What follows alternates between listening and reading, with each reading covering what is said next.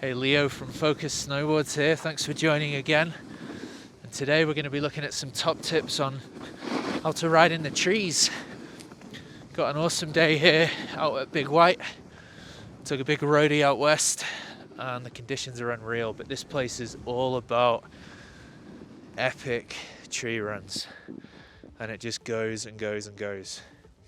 Okay, so when you're looking at heaps of terrain like this, it's really inviting, really enjoyable to ride, but it's often a point of, I want to say, kind of tension for riders, indecision, and also a bit of nerves as well on how, whether they can trust that they can redirect the board where they want to, when they want to. So the top 3 tips that we're going to go through today. Number 1, we're going to be looking at the ability to turn the size and the shape of your turn whenever you want, from small to large to medium, open, closed. You need to be very versatile and able to move the board around at will. The second thing that we're going to look at is your ability to steer the snowboard quickly, and this uses a whole lot of torsional flex in the snowboard, and we'll go through that one. And then the third one is line of sight and pre-thought and pre-planning, so that you're always a couple of turns ahead of yourself, and we'll go through these separately. Tip number 1 was turn size and shape.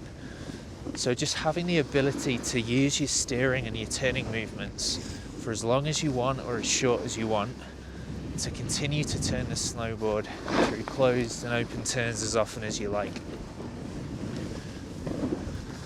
The biggest thing with this that you're going to want to build comfort with before you head into the trees is being able to do this whenever you want. There's no point heading into tight tree runs if you're struggling with the timing of when to make turns. So this should be pretty effortless. Top tip number 2 is to be able to flash the board around underneath you quite quickly for turns.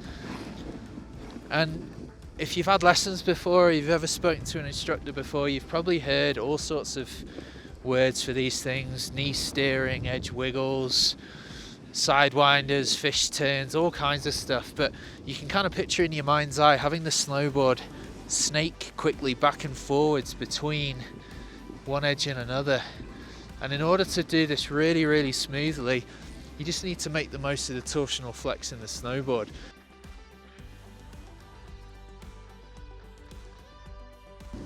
So I'm thinking about the sensations in my feet, rolling from the balls of the feet to the heels, from one foot over the other. So through the front foot, rolling to the balls of the feet, the back foot joins, then the heels of the feet and the back foot joins.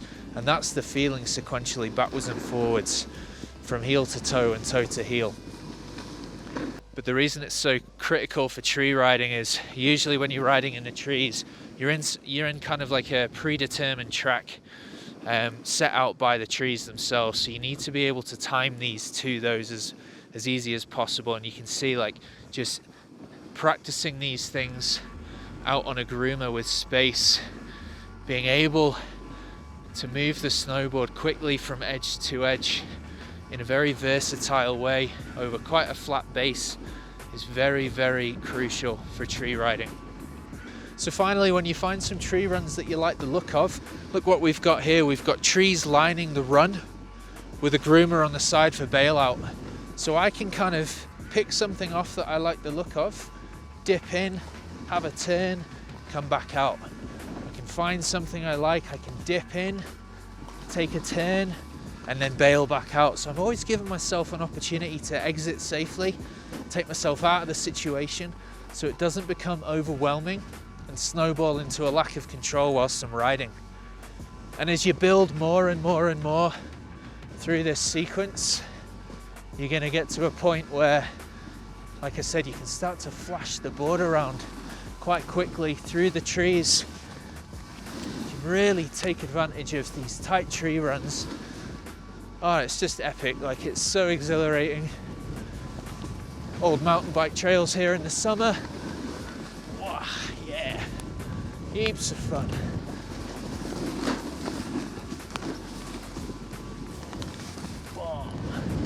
Oh, unreal. And then number 3 was line of sight. So nothing technical really here, but if I roll through here, I can point to you. I'm looking all the way out in front of me. I'm thinking that I'm going to be at least 2 turns ahead of myself.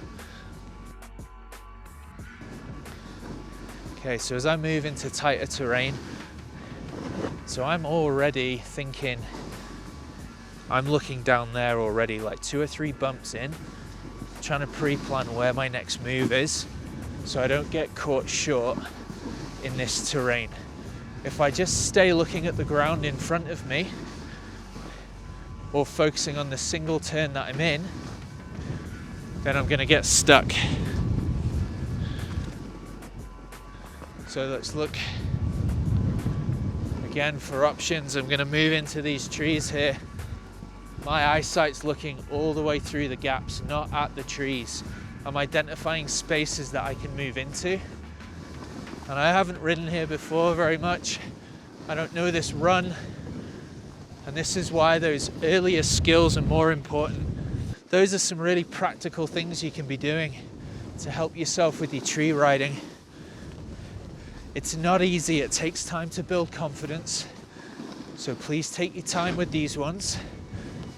And the best advice I can give you in terms of run selection for trees when you're building your skills is to focus on the pitch.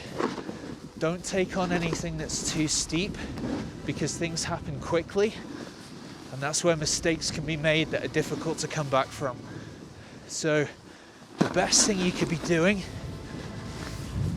is finding some tree runs that are really mellow and are very, very easy in terms of speed management.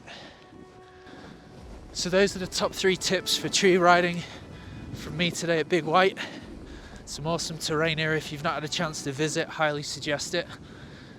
And just as a quick recap for you, number 1, really dial in your ability to change your turn size and shape at will, anytime, anywhere.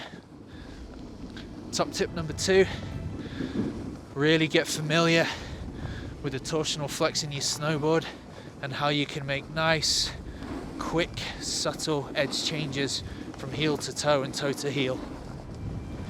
Tip number 3, the vision, looking ahead, preparing and planning ahead.